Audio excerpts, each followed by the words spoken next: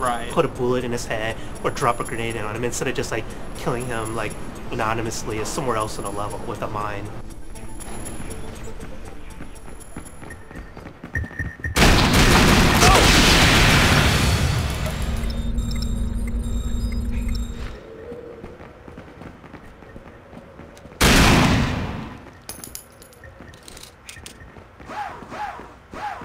The green terminal is being attacked.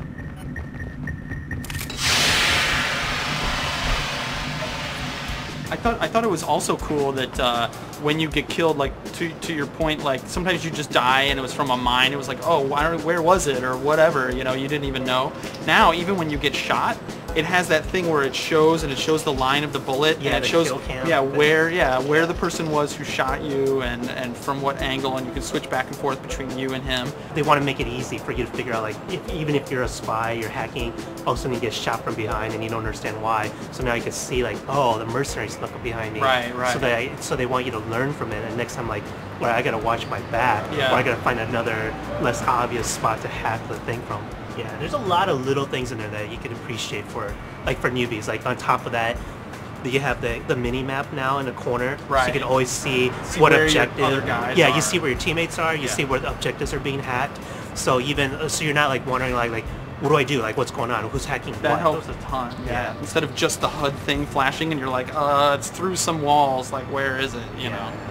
The other cool thing I'm glad they added was so often like a spy would get away in the old games and you were just like, oh, all right, maybe you call out to your teammate. But now you have that little drone you can send after them. And it's really cool, like chasing after someone in the drone or seeing a drone going after someone, or as you're a spy, like kind of being hunted by one. Yeah, and then you can self-destruct it. And the controls on it are a little touchy, so it's not as easy as just like flying around in 3D space. It's like definitely a skill, like the bumpers, you go up or down. So that took some getting used to, especially in like the low little crawl spaces. Yeah, because you have to keep hovering it to move it forward. But it is cool, yeah, because if they duck into a vent and you can't follow them, now you can send a drone in after them, so it's not quite over yet. So if you see the merc while he's doing it, he's kind of like this, and he's looking at the stuff on his faceplant. Oh, so really? yeah. So the trade-off is if you see a merc who's doing that, it's a good time to come up behind him and strangle him. Yeah.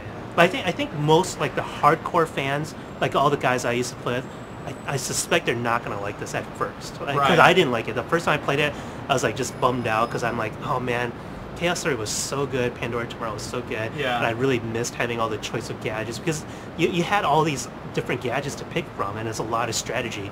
You know, like you could set up a spy bullet here so you can see when the mercenaries are approaching. Yeah, it got so like complicated and stuff like that. It's pretty much them saying like, yeah, we could continue to go and refine this really, you know, kick-ass multiplayer and have the small group of people that are really enjoying it, or we can kind of reset it. So it's interesting they're doing that. The 3-on-3 thing, I think, is a really good thing. Going with this strategy, if you're going to go this way, I'm glad they made it 3-on-3 now. Like because it is more fast action and arcadey, and also it's less reliant. When it was 2-on-2, if one guy wasn't as good, like it totally threw off the entire game. Now with 3, it's just like a little bit easier to balance like any given match, you know.